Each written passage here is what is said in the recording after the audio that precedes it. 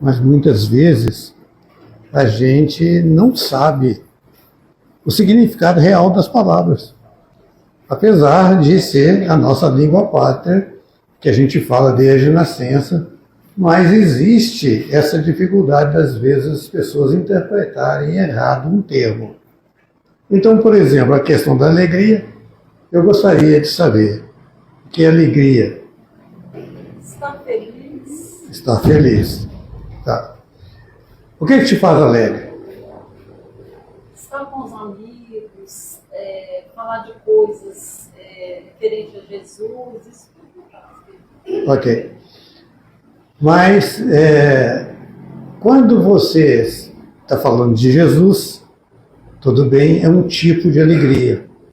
Quando você fala com os amigos, quando você está numa festa, quando você está vendo um filme agradável, às vezes vendo, para quem gosta do futebol, para quem está num bar, essa coisa toda, existe também alegria, não existe? E para vocês outros, para você, por exemplo, o que te faz mais alegre na vida? Você falou uma coisa, por exemplo, eu sou mulher, eu assisti um determinado tipo de jogar. Jogo. O jogo. Tá bom. E quanto tempo dura a sua alegria? Então, problema. Da mesma forma, quanto tempo dura as nossas alegrias, né? No seu caso também, a gente tem que pensar nisso. Quanto tempo dura? Muito tempo? Não. O que te faz alegre e quanto tempo dura? Dia a dia, né? O que faz alegre, a convivência com a minha família, com meus amigos aqui da casa. Aham. Tá. Faz bem. Tá. Dura muito? Você está sempre alegre? Estou sempre alegre. Sempre, sempre? Não. Nunca tem problema em casa? Não. Nunca tem problema com os amigos? Sempre tem. Sempre tem. Sempre. Então a duração Graças dela, a Deus ela não é tão grande assim. E a sua? a minha alegria é estar com Pois é, mas família. eu quero assim, alegria mesmo. Não estou querendo assim, que a pessoa fale sobre essa alegria de estar com Jesus, essa coisa toda e tal, que nós vamos falar nela. Mas eu quero a alegria em geral. O que faz a gente ficar alegre aqui na Terra? Né? Porque Igualmente também é complicado. Mas tem momentos de alegria. Tem momentos, poucos momentos. Mas, A própria vida da gente a gente está. para não demorar muito, quem quer falar sobre um momento, o que faz mais alegre e a duração da alegria? Uma viagem, por exemplo, né, é muito de alegria. Isso. Né? Então, Isso. Então, assim, quando a gente sai daqui, Aham. faz um tour, né, Sim. um local aí, eu se sente Uhum. feliz. Uhum. Eu sinto feliz quando eu vejo os meus sonhos sendo realizados.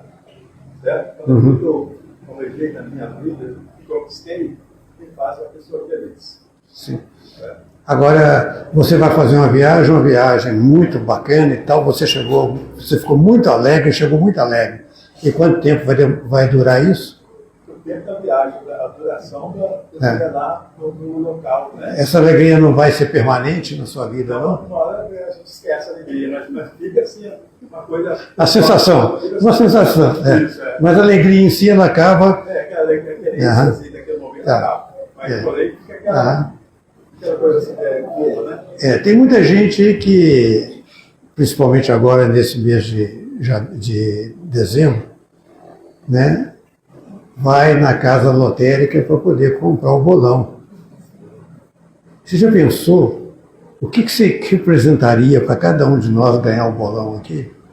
Seria isso alegria? Momentânea. Não, mas seria alegria. Seria alegria. Né? Alguém ficaria triste de ganhar o bolão? Não? Ia sair do atoleiro, né? É. Alguém ficaria triste de ter que o chefe chegar e dizer para você assim, olha, seu salário vai dobrar. Está faltando isso. Né? Está faltando. Está faltando? Pois é. Mas se tivesse, seria bom, né? Seria ótimo. Enfim, a mulher que ganha uma joia ou ganha uma flor, né? Então, ou ganha um elogio, ou né, o homem que ganha um carro, né, ou que o time dele ganhou, né, a partida. Tudo isso são formas de alegria, são formas de satisfazer-nos, né, de satisfação que a gente vai ter, mas é toda ela limitada. E quando a gente está aqui para poder falar em louvor da alegria, numa casa espírita, né, falando, né, a partir do que a gente aprende com Jesus através do Espiritismo, que é muito importante a gente sempre frisar isso, né? Que nós estamos na casa espírita aprendendo o que Jesus diz de uma forma mais ampliada. Então, quando nós vamos falar aqui em louvor à alegria, será que nós estamos falando dessa alegria instantânea, dessa alegria de pouca duração? Não? Pois é. Então, de qual alegria a gente falaria? Para poder não quebrar muita coquinha de vocês, nós vamos ler um texto de uma pergunta que foi feita, sabe a quem? Uma pessoa chamada Bezerra de Menezes. Já ouviram falar? Acredito que sim, né? Uma pergunta que foi feita a ele. E a pergunta era essa: qual foi a sua maior felicidade? Ou a sua maior alegria? Porque nesse caso, a felicidade e a alegria, já adiantando um pouco, teria o mesmo significado, né? Então, vou ler para vocês aqui, né, esse trecho.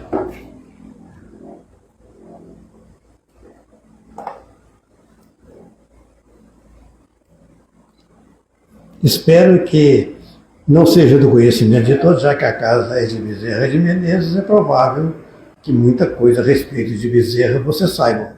Se alguém souber desse, ou se todos souberem, nós vamos rememorar.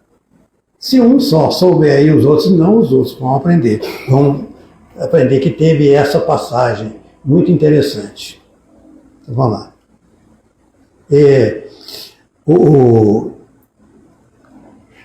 O texto, ele vem do livro O Semeador de Estrelas.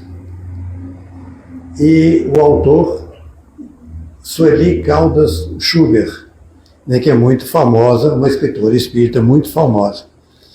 E lá ela traz esse diálogo de uma pessoa perguntando a Bezerra de Menezes. Um dia perguntei ao doutor Bezerra qual foi a sua maior felicidade quando chegou ao plano espiritual. Então nós já estamos falando de uma alegria ou de uma felicidade que ele levou com ele. Nós não estamos falando aqui daquela alegria que fica aqui na Terra, porque nós começamos vendo que as alegrias que nós temos aqui no plano terreno, a maioria delas não seguem com a gente, né? Então, aí continuando. Ele respondeu: a minha maior felicidade, meu filho, foi quando Celina, eu vou falar quem é ela, a mensageira de Maria Santíssima, se aproximou do leito em que eu ainda estava dormindo e tocou-me, e tocando-me falou suavemente: Bezerra, acorde, Bezerra. E ele: minha filha, é você, Celina? Sim, sou eu, meu amigo. A mãe de Jesus pediu-me que lhe dissesse que você já se encontra na vida maior, havendo atravessado a porta da imortalidade. Agora, Bezerra, desperte feliz. Chegaram os meus familiares, Bezerra falando, dos companheiros queridos, das hostes espíritas que me vinham saudar. Mas eu ouvi um murmúrio que me parecia vir de fora. Então, Celina me disse, venha ver, Bezerra, que era aquele murmúrio, né? Ajudando-me a erguer do leito, amparou-me até a sacada e eu vi meu filho, o meu filho aí é o que estava entrevistando ele, né? Uma multidão que me acenava com ternura e lágrima nos olhos. Quem são, Celina? Perguntou Bezerra. Não conheço ninguém. Quem são? E Celina responde, são aqueles que você consolou sem nunca perguntar-lhes o nome. São aqueles a quem você consolou sem nunca perguntar-lhes o nome. São aqueles espíritos atormentados que chegaram a sessões mediúnicas e a sua palavra caiu sobre eles como um bálsamo em chaga, em ferida viva. São os esquecidos da terra, os destroçados do mundo, a quem você estimulou e guiou. São eles que o vêm saudar no pórtico da eternidade. E o Dr. Bezerra concluiu, a felicidade sem lindes, ou a felicidade sem limites, existe, meu filho, em decorrência do bem que fazemos, das lágrimas que enxugamos, das palavras que semeamos, no caminho para atapetar a senda, o caminho que um dia percorreremos. E nós, então, vamos fazer essa correlação da maior felicidade que Bezerra teve com a palavra alegria, que poderia ter sido substituída aqui tranquilamente. Poderia ter se perguntado, qual foi a maior alegria que você teve? Por quê? Porque nós vamos falar de uma alegria que continua, que permanece. E aqui ele já deu uma dica para a gente da alegria que ele conquistou. E nós estamos aqui para também aprender como conquistar essa alegria permanente, mesmo estando ainda na Terra. Porque essa que ele falou foi quando ele chegou no plano espiritual, mas nós podemos deduzir que foi levada com ele. De onde? Da Terra. E nós podemos fazer o mesmo.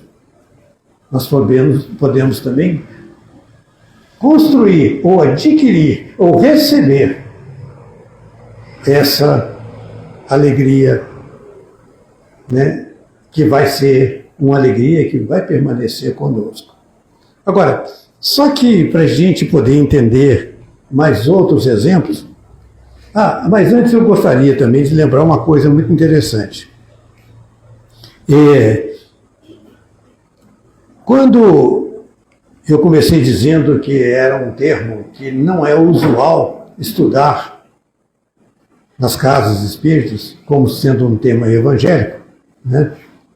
Não que seja errado, claro que não, porque nós estamos aqui, né, numa casa dirigida, séria, né, bem dirigida e séria, que nós estamos trazendo um tema que se enquadre dentro daquilo que pode ser considerado evangélico, né? Então,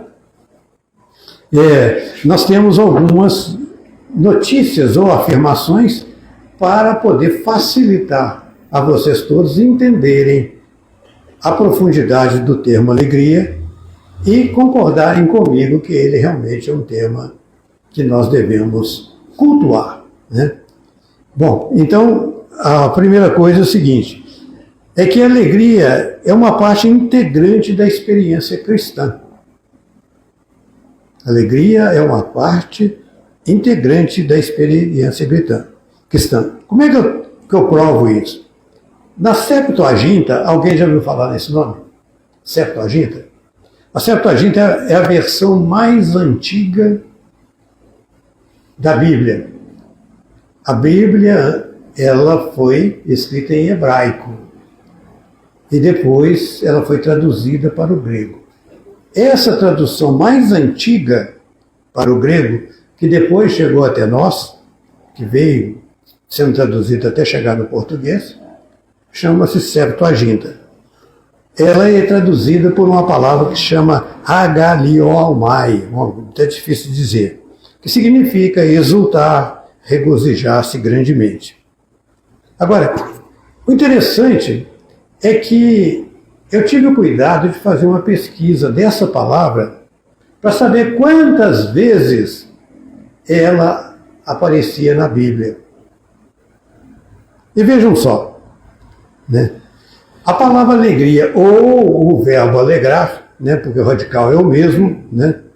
Porque quando eu falo, você vai ter alegria, você vai se alegrar, significa mais ou menos a mesma coisa. Ela aparece 84 vezes nos Salmos. Ok? A palavra alegria aparece 84 vezes no Salmo. 25 vezes ela aparece nos Provérbios. Salmos é um livro do Antigo Testamento. Provérbios é outro livro do Antigo Testamento. Então eu fui em cada livro e hoje, com os recursos que a informática nos dá, nós podemos fazer essa pesquisa gasta um tempinho, mas com muito mais facilidade do que antigamente, que você tinha que ir página a página na Bíblia, né? Então, em Isaías ela aparece 25 vezes. E no Antigo Testamento como um todo, porque a Bíblia é o Antigo Testamento e o Novo Testamento, ela aparece 247 vezes. Ok? A palavra alegria, então, aparece 247 vezes no Antigo Testamento. Ela é importante? Claro que sim, né? No Novo Testamento, ela também aparece 57 vezes. Os livros que mais citam, porque o Evangelho também é composto de livros, né? Evangelho de João, Evangelho de Marcos, Evangelho de Lucas, né? Evangelho de Mateus, as cartas de Paulo, Atos dos Apóstolos, etc.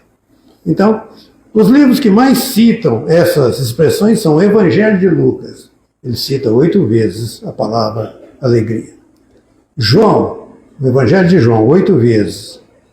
Em Atos dos Apóstolos, 7 vezes. Na segunda carta de Paulo aos Coríntios, 7 vezes.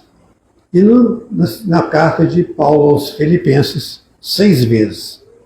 Então, para a gente compreender bem como essa palavra foi empregada lá, para a gente ter uma ideia do significado que ela tem dentro do Antigo Testamento, seria necessário que a gente pusesse aqui os 304 versículos e estudar um a um. Dá para a gente fazer isso? Acho que não, né? Não temos tempo, né? Porque cada versículo vai nos tomar uns 2 a 3 minutos, no mínimo, se a gente quiser fazer isso rápido. Nós precisaremos de muito tempo para poder fazer isso aqui. Então, o jeito foi pegar alguns aforismos ou frases curtas que a gente extrai de alguns textos maiores, né, para poder ver de que forma que ele foi empregado, que a palavra alegria foi empregada ali. Ok? Então, com isso, vamos começar aqui, né, vou ver qual é o primeiro que eu tenho aqui para poder... E esses aforismos eu tirei dos livros, especialmente dos livros ditados por Chico Xavier, para não recorrer ao Antigo Testamento, que tem uma linguagem mais difícil da gente entender, uma linguagem que a gente teria que discutir muito tempo, situando ela no tempo, né, porque a gente precisa entender isso, né, que o Evangelho, o Antigo Testamento e mesmo e até o Evangelho, eles foram escritos, né, o Evangelho há 2000 anos. A Bíblia há mais tempo, 3, 4 mil anos, né? Então, a linguagem que era utilizada lá tinha um significado que a gente precisa saber interpretar. Então, a gente precisa de um estudo mais profundo. Mas eu, então, recorri aos livros que são mais atuais, e mesmo assim já com mais de 50 anos, que foram os livros do Chico Xavier, ditados por Emmanuel, ditados por André Luiz, ditados por outros espíritos elevados, que trouxeram para nós frases em que a alegria estava presente. Uma paradinha. Até aqui, como eu disse, é a primeira vez que eu estou vindo aqui, eu não sei como é o critério da casa, como é que vocês, né, veem já a doutrina, como é qual o nível de compreensão de vocês. Eu queria saber, existe até aqui agora alguma dúvida? Alguém não está entendendo? Alguém está meio perdido? Alguém quer fazer alguma pergunta? Porque isso é importante para a gente se guiar. Tem aí? Alguém quer perguntar? E pode ser sem vergonha. Não estou chamando ninguém de sem vergonha. Pode perguntar sem vergonha de perguntar. Alguém tem aí? Não, né? Todo mundo está entendendo o sentido que a gente está pretendendo dar para a palestra? Ótimo. Então vamos lá. Então, tem um texto aqui muito interessante que diz assim: para que as alegrias cristãs vibrem perfeitamente em nossa alma, preste atenção nessa palavra vibrar. Para que as alegrias cristãs vibrem perfeitamente em nossa alma, não há que olvidar, não há que esquecer a necessidade de se estabelecer o culto do Senhor dentro de nós mesmos. Compreendido? Então, para ter alegria cristã, há necessidade de quê? Estabelecer o culto de Jesus dentro de nós. Assim entrevisto, ou seja, de acordo com o que foi dito, o lar, o nosso lar, é o templo mais nobre, porque oferece oportunidade diária de esforço e adoração. Depois nós vamos fazer vou voltar ao texto, vou voltar ao texto dando uma explicação mais detalhada. Cada criatura da nossa convivência sob o mesmo teto, ou seja, dentro do lar, representa um altar. Cada criatura representa um altar para o culto da bondade, do carinho, da compreensão. E cada borrasca, ou seja, cada desentendimento, cada dificuldade doméstica é um ensejo, é uma oportunidade para a distribuição de esperança e fé. Cada dia afanoso, ou seja, cada dia cheio de trabalho, cansativo, nos dá a oportunidade de testemunhar confiança em Deus. Cada dia de trabalho nos dá a oportunidade de testemunhar confiança em Deus. De onde foi tirado esse texto? Do livro Renúncia, livro que quem não leu deve ler. Um belíssimo livro, um romance de Emmanuel ditado ao Chico, e isso está no capítulo 3 desse livro chamado Testemunhos de Fé.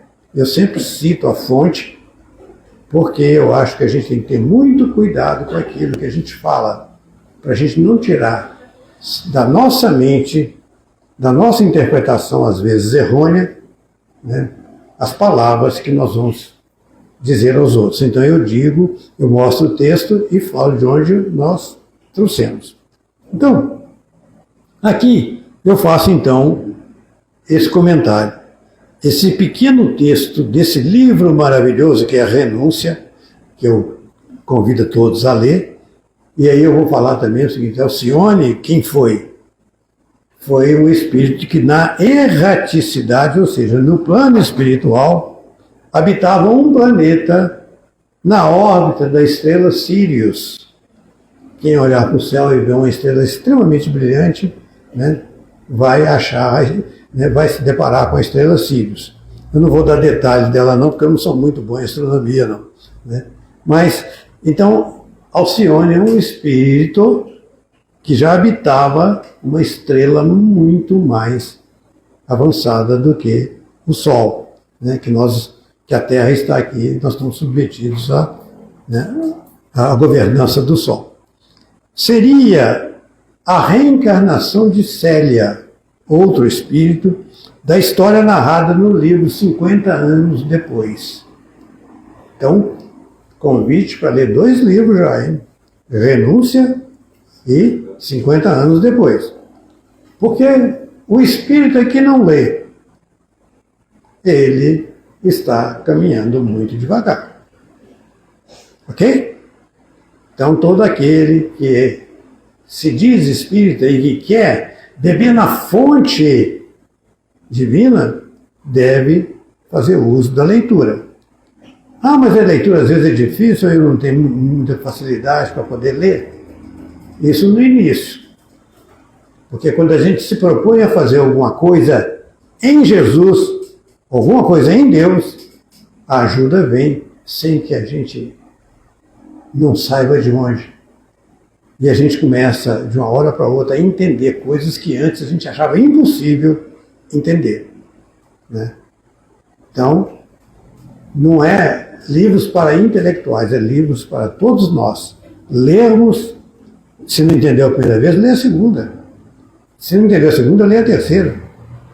E disso eu me lembro da história do Divaldo, que quando um dia apareceu para ele o espírito de Joana de Anjos, todo mundo sabe que é o espírito que está sempre com ele, né? Ela falou assim: Divaldo, leia o livro dos Espíritos. Ele falou assim: perfeitamente, irmã, vou ler. E sentou-se e procurou ler o mais rápido que ele pôde. E ficou todo feliz. Quando a Joana apareceu, eu vou falar para ela: já li. E aí a Joana aparece e fala: já li o livro. Ô, Divaldo, que coisa boa, agora você tem mais uma tarefa. Ele: qual, irmã? Pode dizer. Leia o livro dos Espíritos. Ok? E ela desapareceu. Ele falou: mas o que é isso? Eu já tinha lido. Mas ela mandou ler de novo, então vou ler. E assim aconteceu, sabe quantas vezes? Ele já falou uma vez que era 10, depois na outra ele falou que era 15. Mas como ele está meio gaga, né? Eu também estou quase, né, na idade dele, vamos deixar por 10. 10 vezes aconteceu da Joana falar com ele: leia o livro dos Espíritos. Só na 10ª vez é que ele entendeu que ela estava dizendo para ele que aquilo que está nos livros espíritas é tão profundo que cada vez que a gente lê, a gente não consegue retirar tudo de lá.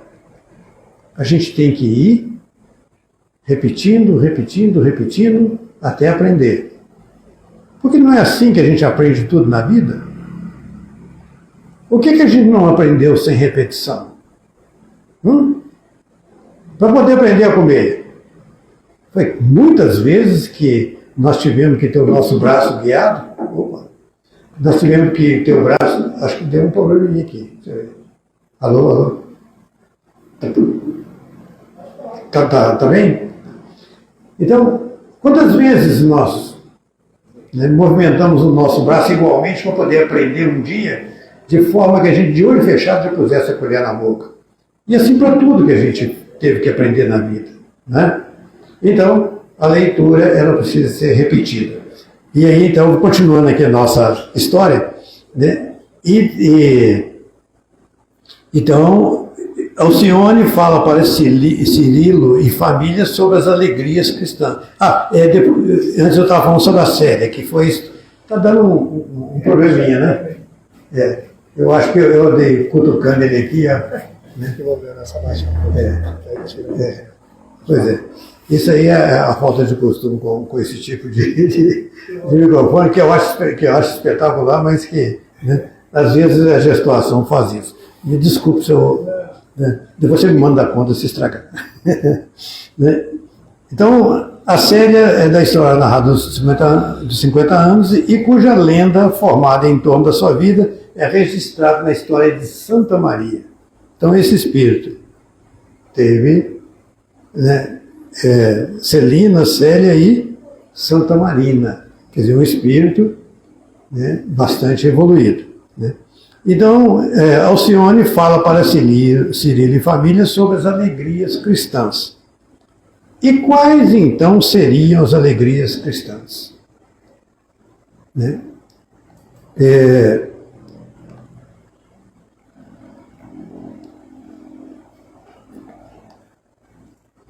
Então, quando ela fala sobre... Está dando uma desregulada aqui, mas a gente vai conseguir chegar lá. Né? Quando ela fala em vibrar, eu pedi a vocês que guardassem o termo, né? Compreendemos que um significado da alegria. Vibrar é uma forma de energia. Todos nós vibramos. Por quê? Porque somos fonte de energia. Então a alegria que vibra na alma é uma energia que vem fazer a nossa alma vibrar. Então, nós já estamos tendo alcançando um significado da palavra alegria. Energia. Se é energia, ela vai nos ajudar em quê? O que nós fazemos sem energia? Ok? Vamos pensar, né? Então, a necessidade de... Mas ela diz também que para que essa energia seja absorvida por nossa alma, há uma condição. E qual é essa condição? A necessidade de abrir o nosso coração a Jesus ou, nas palavras dela, estabelecer o culto do Senhor dentro de nós mesmos. Certo? Bem compreendido? Queremos alegria? Alegria cristã? Abramos o nosso coração, tragamos Jesus para dentro de nós. De que forma? Uma delas faço através do culto cristão no lar. Fonte de energia. Bom, e aproveita também para nos dizer o local, né, que é o lar. Por quê? Lar que ela chama de templo mais nobre, porque oferece a oportunidade diária de esforço e de adoração. É ali no lar onde a gente veio planejado do alto para estar com pessoas que a gente precisa estar. Seja para nos ajudar, seja para nos azucrinar. Pior é isso. Certo? Mas aquele que azucrina também está nos prestando um favor. Dá para entender isso? Dá para entender ou não? Acho que tem gente aí que acha que não. Difícil, mas é a realidade. Por quê? Porque na vida nada é fácil. E aí, voltando ao aprendizado, nós aprendemos a andar facilmente ou tomamos muito tombo? Né? Nós aprendemos a falar muito ou choramos muito antes de falar? Porque qual é a nossa comunicação antes, né, de usar a palavra? Chorar. E chorar, muitas vezes dava cansaço. Causa cansaço na criança, né? Muito mais no ouvido da mãe, é claro. Então, é preciso que a gente tem um esforço. E a gente vem fazer esse esforço começando no lar, tendo a oportunidade de lidar com dificuldades das mais diversas, uns ajudando, aprendendo a ajudar uns aos outros, né? Porque numa casa onde não há cooperação, há bagunça, há desordem. Quando há cooperação, há ordem, a beleza, né? A alegria, há tudo de bom. Então, ela fala que o lar é o local adequado para isso. Porque é onde há mais oportunidade de aprendizado na convivência com o próximo. Porque nós estamos aqui exatamente para isso. Jesus nos disse, amai ao próximo como a si mesmo. Ou seja, o que ele está querendo, ele poderia dizer com outras palavras? Saiba conviver com todos. E onde é que você começa a aprender a conviver? Dentro de casa, né? Então, ali encontramos todo momento a oportunidade de cultivar a paciência, a tolerância, a compreensão, a fraternidade, a cooperação, enfim. É o local onde a gente vai praticar o amor. Quem não estiver compreendendo isso está sofrendo. Não está tendo o quê? O tema da palestra. Não está tendo alegria. E não está também louvando a Deus, já que você também separou as duas palavras, louvor e, amor, e alegria. Né? Porque quando eu tenho alegria, porque eu estou tendo o resultado do meu louvor a Deus. Né? E nas palavras dela, cada borrasca, cada desentendimento é um ensejo para a distribuição de esperança e de fé. Então também mais essa. É ali que a gente desenvolve a nossa esperança e desenvolve a nossa fé. E cada dia que vivemos juntos é um teste que Deus nos aplica para que mostremos nossa confiança e, em consequência, vivamos com a boa energia. A energia gostosa, que é a energia da alegria. E o outro textozinho. O homem agarrado ao prazer fácil, daquele prazer que nós falamos, né, dessa alegria vã, dessa alegria que acaba logo, né, de um minuto perde a bendita sementeira da eternidade. O homem agarrado ao prazer fácil de um minuto perde a sementeira bendita da eternidade. E quando esse prazer fácil é mais longo do que um minuto, aí que a coisa se complica mais ainda. Somente por isso é que não extrai do obstáculo, da dor e da dificuldade, o conteúdo de alegria imperecível. Essa palavra imperecível significa que não perece, que não acaba, que não morre. E que oferecem a alma. De onde foi tirado isso? Do livro Irmão Jacob, do livro Voltei, capítulo 17, que chama, no capítulo Na Escola da Iluminação. Alguém sabe a história do livro Voltei?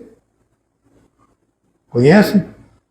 Irmão Jacob, Jacques Aboabs, era um palestrante no Rio de Janeiro. Famoso. Todo mundo adorava ouvir as palestras dele. Hã? Jacques Aboabs. Né? Ele, quando ele vai para o plano espiritual, passa uma certa dificuldade que ele relata no livro Voltei. Né? Então, ele era um excelente palestrante, né? E isso, inclusive, é uma lição para todos aqueles, né, que se metem a fazer palestras para poder não cair na mesma esparrela que ele. Né? Mas eles falavam muito bem, mas havia uma distância entre o que ele falava e o que ele praticava.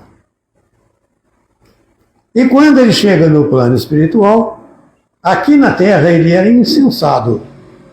eu sou o bom. Todo mundo gosta das minhas palestras. Eu sou convidado para ir aqui, ali e acolá. E aí, quando ele chega no plano espiritual, ele falou, você é recebido como? Por uma pleia de espíritos iluminados, vão colocar um tapete vermelho para mim.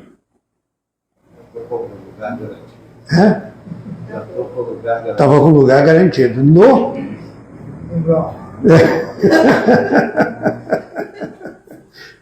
Estava com lugar garantido, ele achava que no céu, mas era no umbral. Né? Por quê? Por causa da vaidade dele, do orgulho dele de se achar melhor do que os outros, essa coisa toda. Né? E ele então é que volta para o plano espiritual e lá reflete, ou seja, ele tinha uma base teórica muito grande. Então, para ele pegar essa base teórica, né, e colocá-la a serviço dos outros, não foi tão difícil. Né? Mas antes de passar pelo umbral durante um bom período de tempo, até que ele refletisse sobre a conduta dele no plano terreno. E ele faz esse livro exatamente para chamar a atenção nossa aqui na Terra, não só de quem faz palestra, mas de todo aquele que quer se achar melhor do que o outro. Né? Porque nós temos, infelizmente, esse vício, né? De querer se achar melhor, mais bacana, mais bonito, mais rico, mais esbelto, mais isso, mais aquilo. Né? E a gente pode ser o que for, mas a gente sempre acha que tem uma coisa melhor do que o outro. Então, e ele vem dar essa mensagem, que o homem é agarrado ao prazer fácil, de um minuto perde a bendita sementeira da eternidade. Né? E o comentário que a gente poderia fazer disso aqui, ver se eu já fiz todos, porque eu tenho sempre a colinha aqui, porque a cabecinha do velho já não funciona mais, né? Como eu gostaria.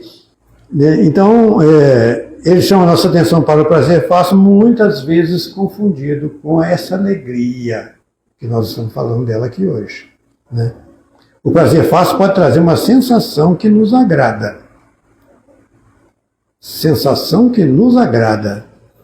Né? Eu cheguei da viagem, aquela sensação agradável de ter feito uma bela viagem, né? De estar com, né, ainda gravado nas nossas retinas aquelas imagens belíssimas do lugar que a gente foi, mas em geral, ao invés de construir, né, fortalecer ou estimular, rouba a nossa vitalidade.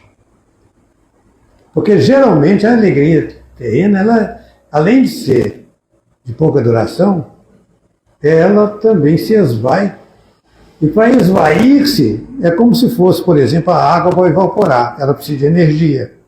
Então, essa alegria vã, essa alegria terrena, ela também rouba a nossa boa energia para poder se dissipar.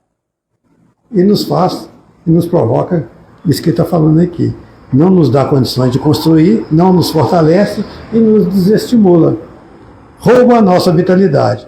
E quando nos viciamos no prazer fácil, perdemos a oportunidade de plantar sementes que vão nos proporcionar a eternidade. Né? Porque cada ato bom que a gente faz aqui, cada ato em consonância com os ensinamentos de Jesus, são sementes que nós estamos plantando de uma árvore que vai nascer e nos dar bons frutos. Né? E ele aponta outra consequência desse vício, a incapacidade de distrair do obstáculo, da dor e da dificuldade, a verdadeira alegria nela contida. Porque na alegria, a gente tira também da dor, a gente tira do obstáculo, a gente tira da dificuldade. De que forma? Né? Quando ela se integra à nossa condição. Quando nós aceitamos o obstáculo, nós aceitamos a dor, nós aceitamos a dificuldade. Quando nos revoltamos contra ela, nós não vamos receber alegria, nós não vamos receber a energia que a gente vai ver aqui que ela se multiplica, né? Então vamos passar para frente para poder chegar lá. Meu Deus, já está acabando. Puxa vida, né? Pode ser até 9 horas em ponto? Pode. Tá. Então, agora a outra aqui, outra afirmação interessante. A verdadeira alegria não vive isolada. Olha só que beleza isso. Não vive isolada numa só alma, pois que somente viceja com reciprocidade. Vicejar é tornar-se bela, crescer, né?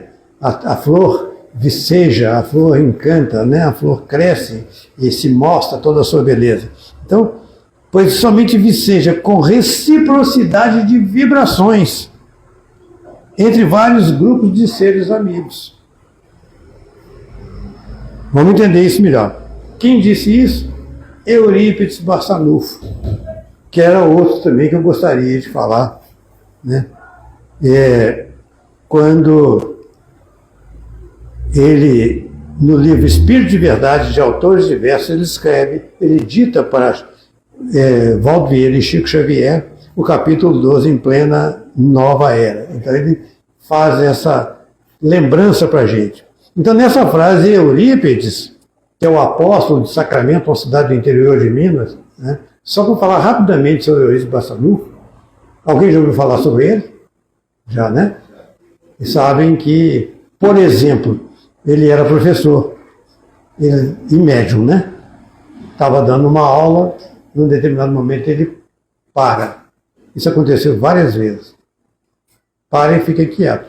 Os alunos, já sabendo que aquilo era normal nele, se aquietam e esperam ele voltar. Passado alguns minutos, ele retorna e começa a dar a aula que ele estava dando.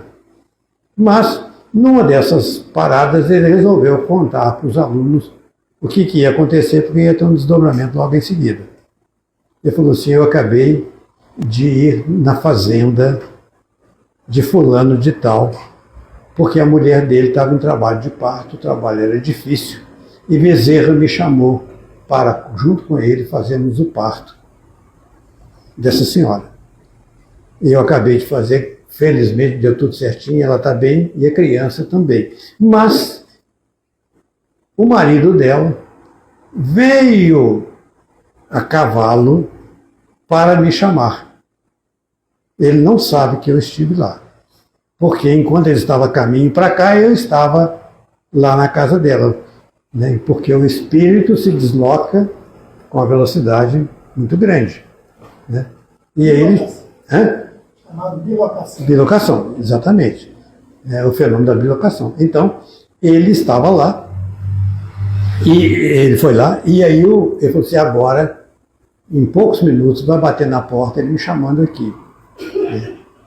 Vocês querem ver? Aí, pá, na porta. Doutor Eurípides, eu não sei o que preciso do senhor lá na minha fazenda para poder fazer o parto. Eu já fiz, sua mulher está bem. De jeito nenhum, porque eu vim de lá, só tem um caminho, eu não encontrei com o senhor. Né? Ele falou: já fui lá, mas se você está insistindo, nós vamos de novo. Aí na hora que ele chega lá, a mulher dele fala assim: mas doutor, mas o senhor veio de novo aqui? Já está tudo bem. E o cara fica com a cara de taxa, né? Mas isso acontecia demais com ele. Então esse Eurípides Barçanufo é esse que deu esse textozinho aqui, né? E nessa frase o apóstolo do Sacramento, e por falar nele, eu gostaria de sugerir os vídeos dele na internet. Tá? É só colocar lá Eurípides Barçanufo, vai entrar no YouTube, que tem vários vídeos falando sobre a vida dele e que vale a pena assistir. Eu assisti uns 10, porque eu tive que fazer uma palestra sobre ele, né? Há um mês atrás. Né? Então, ele nos ensina mais um pouco sobre a verdadeira alegria. Não podemos pensar em verdadeira alegria para vivê-la de forma isolada, de forma egoística. E explica por quê. É uma forma de energia, a alegria, que precisa de reciprocidade. Quando eu dou alegria, eu recebo alegria. Se eu não dou alegria, a minha alegria se esvai. né? Então, é uma forma de energia que precisa de reciprocidade, precisa ser vivida por um grupo, pois nesse intercâmbio ela continua viva e assim produz, constrói, cura, salva e fortalece. Ok? Então, gostaria de falar, estou aqui no iniciozinho da fala, mas eu me entusiasmei, né, com os comentários, né, e aí não pude, né, porque pelas minhas contas eu ia, né, até mais umas 10 anotações dessa aí. Mas, infelizmente, né, o tempo passa sem que a gente queira, né? Já fica o convite para você dar continuidade. Pois é, se quiserem e se eu puder, né, servir a vocês aí, é com prazer que eu faço isso, né? Porque nada melhor do que ter essa alegria, porque isso realmente é a alegria que fica dentro de nós e que nós carregamos para o plano espiritual, né? Muito obrigado a todos, convido a todos a terem sempre consigo, né, essa ideia de que a vida é alegre, desde que nós tenhamos o Cristo dentro de nós. E ter o Cristo dentro de nós é colocar em prática o que Ele veio nos ensinar.